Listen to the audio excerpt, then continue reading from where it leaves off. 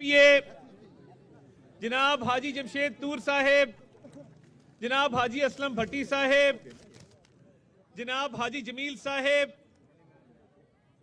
जनाब ख्वाजा हकीम अदर भट्ट साहेब, जनाब अनवार कादरी साहेब, मलिक अरशद साहेब, शाहिद परवेज साहेब, रुखसाना मंजूर साहिबा, अमीन हबीब साहब। मैं माजरत चाहता हूँ अगर किसी का नाम ना ले सकूं। वकास सोना भी मुझे नजर आ रहा था यहाँ पे, और जितने काउंसलर साहिबान यहाँ पे मौजूद हैं। असलम भट्टी साहब का हो गया, हरारा भट्टी जी, हरारा भट्टी, और इसके साथ साथ मुझे वहीद कादरी साहब भी नजर आ रहे, खड़े हो गए अपनी पहचान के लिए। मैंने पहचान ली, बैठ जाए अब। और जाहिद भट्ट साहब, राशिद भट्ट साहब, बाजी तायरा साहिबा, और मैं तमाम यूसी 238 के अपने बहन, अपने भाई, जितने लोग यहाँ पे आए हैं, सबका तहे दिल से मशकूर हूँ। सज्जू भाई नजर आ रहे हैं, और इसके साथ साथ मुझे जैदी साहब नजर आ रहे हैं, और मुझे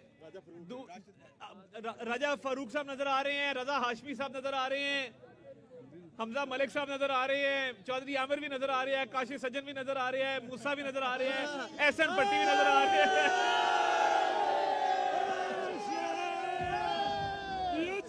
मैं मलिक राशिद साहब भी नजर आ रहे हैं, मैं अवैस मुगल साहब भी। मैं सबका तहे दिल से मशकूर हूँ। वहीद काजी साहब कैमरे पास सेट आया, थले हो जाओ, बह जाओ।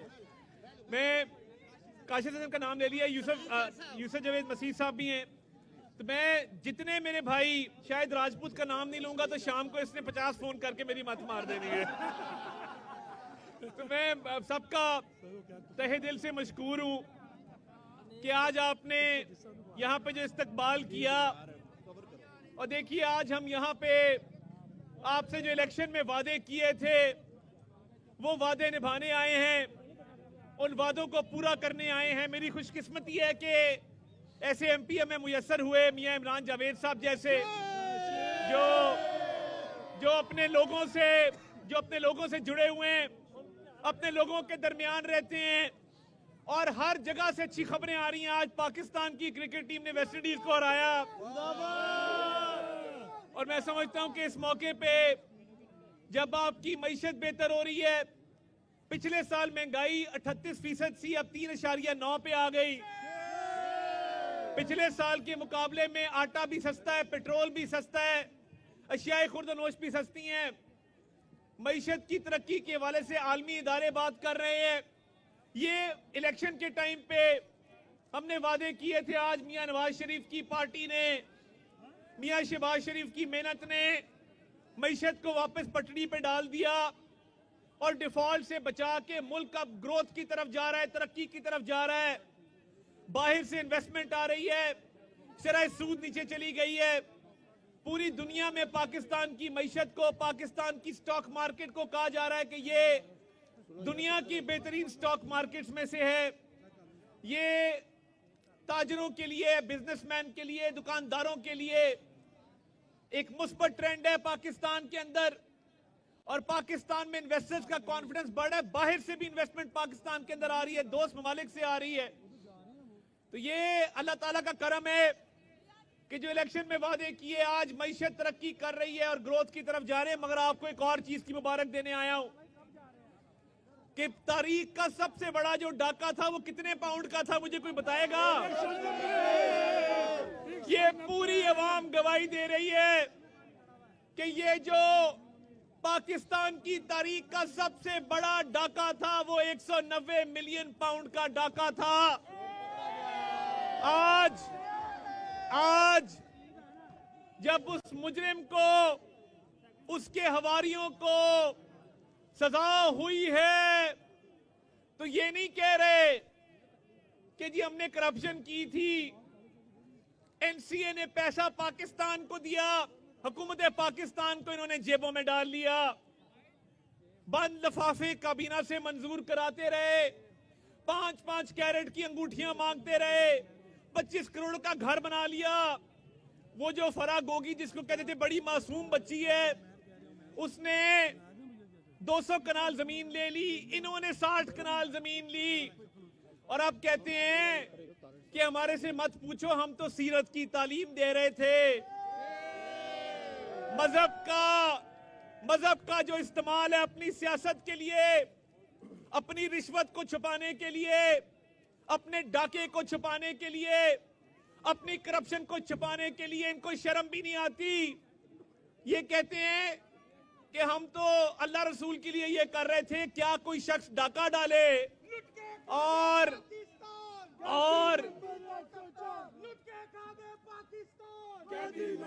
आज ये अवाम गवाही दे रही है कि ये झूठ बोल के, मजहब कार्ड इस्तेमाल करके, इस्लामी टच दे के, मैं तो ये पूछना चाहता हूं, मुझे आप लोग बताइए, कोई शख्स डाका डाले और कहे कि मैं डाके के पैसे से मस्जिद बना दूंगा, मदरसा बना दूंगा, अस्पताल बना दूंगा, यूनिवर्सिटी बना दूंगा, तो क्या वो करप्शन और रिश्वत नहीं होती? होती है ना? तो ये अब मजहब के पीछे छुपने की नाकाम कोशिश कर रहा है। तुम मजहब कार्ड ले आओ या जो मर्जी कार्ड ले आओ, तुम्हारे पे मोहर लग चुकी, तुम एक सर्टिफाइड डाकू हो और रहोगे हमेशा। और ये इन्होंने इस मुल्क में नफरत के बीज बोए, इन्होंने तकसीम डाली, इन्होंने सियासत को जहर आलूद किया। हम तो आज भी खिदमत की सियासत कर रहे हैं। इन लोगों से जो वादे किए थे आज पूरे करने आए हैं, इस इलाके की तकदीर बदलने आए हैं। और इंशाअल्लाह ताला जब तक हमारी रगों में खून दौड़ रहा है, हमारे कायद ने, हमारी जमात ने हमें एक ही चीज सिखाई है कि अवाम की खिदमत करते रहना। और मुझे खुशी है, मुझे बहुत खुशी है इस बात की कि अल्लाह ताला के फजल से हमारी जमात ने, हमारी क़यादत ने जो आपसे वादे किए, वो तमाम वादे पूरे होने जा रहे हैं। और मुझे खुशी है कि जब इलेक्शन के अंदर हम आपके पास आए थे और इलेक्शन में आपसे कहा था कि मईशत बेहतर होगी, कहा था कि नहीं कहा था? और कहा था कि मियां नवाज शरीफ की क़यादत में मियां शहबाज शरीफ, मरियम नवाज जो काम करेंगे वो मुल्क की बेहतरी के लिए होंगे। और आपको बेहतरी नजर आएगी। बेहतरी नजर आई है कि नहीं आई? आपको कहा था कि हर चीज सस्ती होगी और अवाम के मसाइल हल होंगे। दिन रात मेहनत हो रही है। और जिस दिन इसको सजा हुई उस दिन स्टॉक मार्केट 1000 पॉइंट ऊपर गई। 1000 पॉइंट। इसका क्या मतलब है? इसका मतलब ये है कि बिजनेस के ऊपर और मुल्क की मईशत के ऊपर इस सजा का मुस्बत असर पड़ा है। ये अब कहते हैं अपील करेंगे। तुम अपील करो, तुम जहां मर्जी जाओ, ये 190 मिलियन पाउंड के डाके का तुम्हारे पास जवाब नहीं है। अगर इनके पास, क्यों इफ्तिखार अजीज साहब, मैं ठीक कह रहा हूं, अगर इनके पास इस चीज का जवाब होता, तैराबाजी में ठीक कह रहा हूं, अगर इनके पास इस चीज का जवाब होता, हाशमी साहब मैं ठीक कह रहा हूं, अगर इनके पास इस चीज का जवाब होता तो कभी ये ना कहते कि हम सीरत पे चल रहे थे, कभी ये ना कहते कि वहां कौन सी सीरत की तालीम दी जा रही है। मुझे कोर्स का नाम बताओ, मैं चैलेंज करता हूं। जिस तरह मैंने तुम्हारी लीगल टीम को चैलेंज किया कि ये साबित कर दो कि बंद लिफाफा नहीं मंजूर किया काबीना ने, ये साबित कर दो कि एनसीए ने बरतानिया से ये पैसा हुकूमत पाकिस्तान के वाले नहीं किया।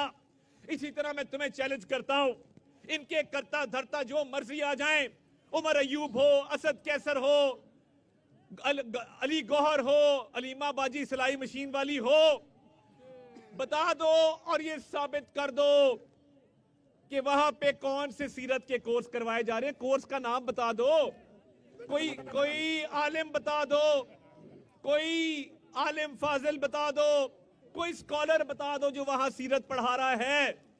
वहां तो सीरत का कोर्स ही कोई नहीं है। बाकी बात तो बाद में आती है कि तुम्हारा डाका, तुम्हारी रिश्वत, तुम्हारी करप्शन साबित हो चुकी।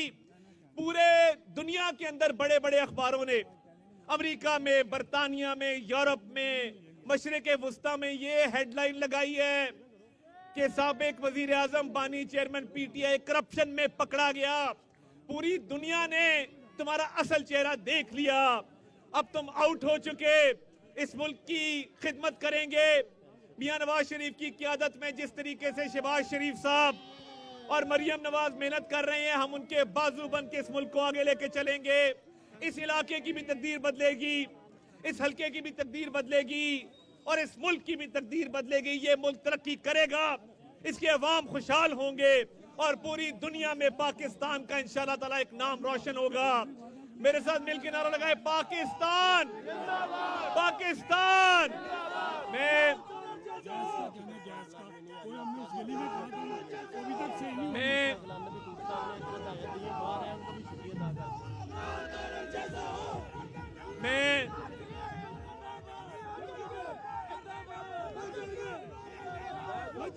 जो इधर इस इलाके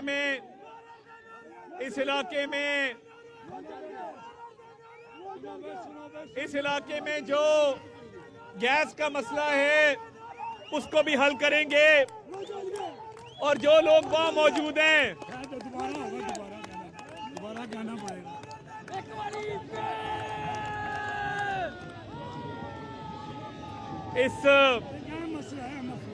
इस इलाके में जो गैस का मसला है वो भी हल करेंगे इंशाल्लाह ताला। और जो लोग बाहर खड़े हैं, पीछे खड़े हैं, मैं सबका शुक्रिया अदा करता हूं और जिसका नाम नहीं ले सका उनसे माजरत करता हूं। आप लोग मेरे भाई हैं, मेरे बाजू हैं, मेरी बहनें यहाँ मौजूद हैं। आपसे जो ताल्लुक बना है, मैं आया था इस हल्के में तो आपको कहा था कि एक दिल का रिश्ता बनेगा, एक फैमिली की तरह हम आपस में आगे बढ़ेंगे। तो जमशेद तूर साहब, गुलाम नबी तूर साहब, जितने मेरे भाई जिनकी ये काविश है, असलम भट्टी साहब, दोबारा आपका शुक्रिया। और शायद परवेज साहब भी देख रहे हैं मुझे, तो आदिल भट्टी साहब का भी बहुत शुक्रिया। तो हुरैरा भट्टी साहब का दोबारा शुक्रिया जी। ये मुझे मूसा ने याद करा दिया है, एहसन भट्टी मूसा के पीछे छुपा हुआ है। तो मेरे जितने भाई हैं, मैं सबका शुक्रिया अदा करता हूं और मैं इमरान जावेद साहब का, खसूसी तौर पे बीबी वडेरी साहिबा का, कि ये हल्के में, आदिल का कह दिया है, ये हल्के में मौजूद भी रहते हैं, आपकी खिदमत भी करते रहते हैं। तो इस हल्के की इसको इंशाल्लाह मॉडल हल्का बना के रहेंगे। तो मैं अब मियां इमरान जावेद साहब को कहूंगा कि वो अपनी बात करें।